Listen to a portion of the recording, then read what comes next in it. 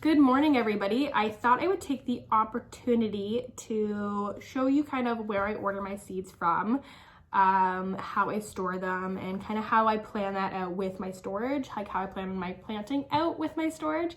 So without further ado, let's just hop right in. This is probably going to be a pretty quick video, but I do know, like, when I first got started in agriculture, that I had a lot of questions that had to do with like where to order seeds from, where to get some really cool varieties, and how to organize them and store them for the winter.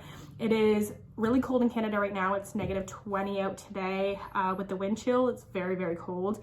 And I'll show you like how I store my seeds to make sure that they're safe for planting for next year. So without further ado, let's start with the catalogs. So I typically order from 3 companies. I order from the Baker Creek Seed Company. It's a rare seed company. I really, really love them, and I ordered the majority of my seeds from them. And then I also order from Johnny Seeds, and I also order from West Coast Seed Company. So without further ado, these are the catalogs that I have on hand right now. This is the 2021 Baker Creek Seed Catalog. And I also have last year's, which is the 2020 seed catalog. Now, I probably wouldn't order my seed catalog directly from them anymore, just because when I ordered it, it came pretty late, and I was seeing it show up in chapters when I hadn't gotten mine, and I had ordered mine in like as soon as they were released. So I was pretty disappointed with that. So this year, my mom actually went to Chapters and picked me up the 2021 catalog, so I didn't have to order it and wait. Now, you can order it, and it's not like, I don't know, I saw some people in Canada get theirs early, but I just went to Chapters and got ours this year. It's a fantastic resource. It has loads of photos of all the seeds that they carry. Now, I'm always a like prep early kind of person for the gardens. I don't want to, especially this year with so many places running out of seeds and plants, and it was so difficult to get your hands on some stuff. So I'm like really about ordering seeds early, getting it organized, understanding what you're going to do with your garden so you have lots of time to plan.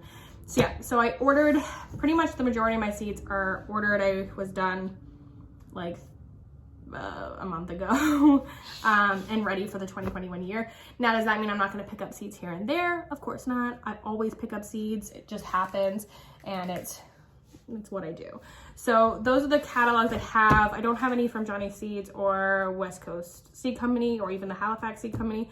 Those are the ones I have. I used to have some from the Halifax Seed Company, but I don't anymore. They don't have a lot of photos, and I kind of really like photos, so I just go on their website and order. So yeah, so now I will show you how some of my seeds that I've ordered and how I organize them. So this is my seed storage. It's actually a photograph case. Not that I know many people that print photographs anymore, but I hope I never get rid of these. I just have the one. This is the size of each individual seed case. As you can see, they're pretty thick. It's great. They're really durable, which I like because I break things super easily. So yeah, so I label each of the seeds in here, except for the new varieties, like the ones that are one-off that I like and just growing for the sake of growing and having some fun with it. That's in my other container, which, as you can see, I'm trying a lot of new stuff this year. And then these are actually the perfect size. They fit the Baker Creek seeds perfectly, which are a slightly larger seed packet than your typical like OSC seed packet. Let me see if I got, like, these are like the smaller seed packets that you find in most places. And then as you can see, they're like quite big next to the Baker Creek. So this is a perfect seed storage box. I will try to link it below because I absolutely love it. So we'll kind of talk about now what the majority of the seeds that we focus on and some of the cool new varieties for this year. So we focus a lot on hot peppers. We make hot spice and we make hot sauce, so they're really big ones for us. We have grown a ton of different varieties over the years, but we really like the stupid hot, like how can you blow your head off hot peppers. So the varieties that we've got going down this year are like Trinidad Scorpion, Carolina Reaper, Sugar Rush Peach. Oh, this one's cool. This is the Apocalypse Scorpion. I grew these this year. I'm going to be planting them earlier this year because they had just started producing and then we got frost, which was a huge bummer. And then the 7-pot Yellow. And also we've got Puma, Bajuka. I'm definitely butchering some of these names. Jamaican Yellow, Scotch Bonnets, like your typicals as well. So we grow a lot of hot peppers. We will be growing some to sell this year, which is really nice. So you guys can experience at home if you're like in Ontario. But yeah, so we grow a lot of hot peppers. We grow a lot of tomatoes. We're trying out cover crops this year as well. We're trying to transition this farmland into regenerative, which I can talk more about in another video. But we are also growing some corn. We are also expanding quite a bit into flowers, edible flowers, as well as like some just stunning typical like arrangement flowers and grasses. So we've got sunflowers, African blue daisies, which I'm really excited about, straw flowers. We have a wildflower blend as well. So we have quite a bit of land here, and we have a lot of meadows and stuff that's not being utilized in a way that it can be. Again, I'll get into this more in a different video about how we're transitioning the farm into regenerative. But yeah, ton of flowers. Ton of flowers we're growing this year. We're not doing dahlias or anything because, to be honest, I love dahlias, but the work involved, I got animals I gotta feed. I can't remember to dig up a tuber as much as I would love to. We did plant like 40 or 50 peony roots in the fall, so really excited about that. But again, that takes a few years to mature. So yeah. Now, I am an organized person, or I try to be. I would prefer to be as organized as possible. Doesn't always work out, but this year I actually got the 2021 milk calendar by the Dairy Farmers of Canada, which is a free calendar they offer. Like, so nice. It's got recipes, it's got like, and I've already started filling it out. Now I have to have a calendar. I think there's like 4 or 5 calendars spread across this house with like different like categories attached to them. This one is my personal calendar, so it's got like appointment dates and everything, but also because I live and work on the farm, I need everything written down in one place. So I do have one calendar that usually sits by our chalkboards. That's where we kind of keep all of our tasks and everything, and usually like our reminders, okay, I have to order potatoes, I have to order garlic, onions, whatever. All the garlic is already in the ground. That's not something I need to order this year.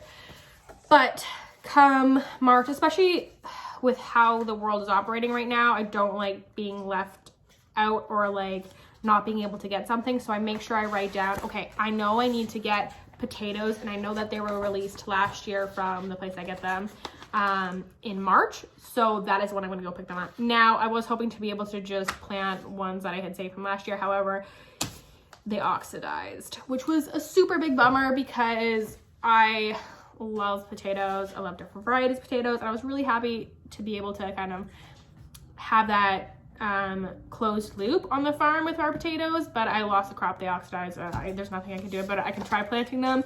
Chances are they're not going to do diddly squat. So I'm going to get a whole bunch of new ones, and I'm going to get them from a place on the road from us. Super happy about that. I'm also don't grow our own onions. I've got spring onions because I love spring onions, and those I can grow from seed. I can also grow typical onions from seed, but that's a lot of time and a lot of space I don't have. I don't have a massive greenhouse where I can grow anything. I honestly grow them up in our office because it's all temperature regulated, and I can kind of work around that. So I don't grow on a massive scale. I grow what I can.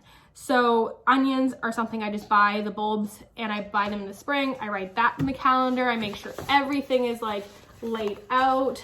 I know when our planting weekend is. Now, this past year was super weird. I ended up planting like 2 weeks later than everybody because I had the fear of frost. And I was like, May 2-4, you gotta plant that weekend, not any other weekend before. I mean, I did plant like frost hardy stuff, like I planted our king top purple peas and that early, which then a chipmunk ate, so that was fun. And I want to be prepared. So I have my calendar, I write everything down. This was a free calendar. I encourage you, if you're Canadian and you can get your hands on this calendar, it's a really good quality. I mean, it's a paper, it's not like that filmy plastic ones that you get from the store. This one's all paper, which I actually prefer because I'm like queen smudger with my hand. I will literally write something and just drag my hand across it and then it's illegible. This is paper, I don't have to worry about that. Really, really love it. So yeah, would 100% recommend this calendar. It also had like the recipes and everything. It's just a bonus. It's a really nice calendar. Really happy about it. And it was free. So totally stoked about that. Final thing is where I keep my seeds. Now, seeds are supposed to be in a pretty cool environment, not wet, not super dry. That's why I keep them in the box. Everything's like double enclosed because it's in this container and then it's in the actual box. So I don't have to worry about it. I just close up the box and then I take it to our basement, which is basically a cold storage. It's not super dry. We do have a dehumidifier down there. Sorry about that, just inhaled some dust and had a coughing fit. So I keep this box in our basement, which is basically a cold store. It doesn't get damp down there. It doesn't, well, it does, but we have a dehumidifier, so that's not an issue for us. Your seeds are supposed to be kept in an environment that's not freezing, that's also not super hot. So, I mean, we've kept them upstairs in our house where it's like we have the heating on and everything, but it's not like stupid hot. It's like, I think it's 68 degrees in here. So we don't keep them, we can't keep them up here, and I've planted them, they've been totally fine, but it is recommended that you have them in a cooler storage, not freezing. So yeah, so I'm gonna pop these downstairs because I probably won't need them, although I'll probably go visit them like once a week just to see how they're doing and to dream of gardens of future to come. So that is about it. If you have any questions, I will try to link the storage container I use. I'll include the Lable Maker I use too for it, because I always I'm curious as what kind of like materials that people are using. So I'll link all that below. So I hope that you guys will like, subscribe. If you have any questions, any concerns, whatever, just send me a message, comment below. I will do my best at getting back to you. We also have Instagram. It's at Green and Farms on the Ridge. And I'm Chelsea, and I hope that you guys enjoyed this video.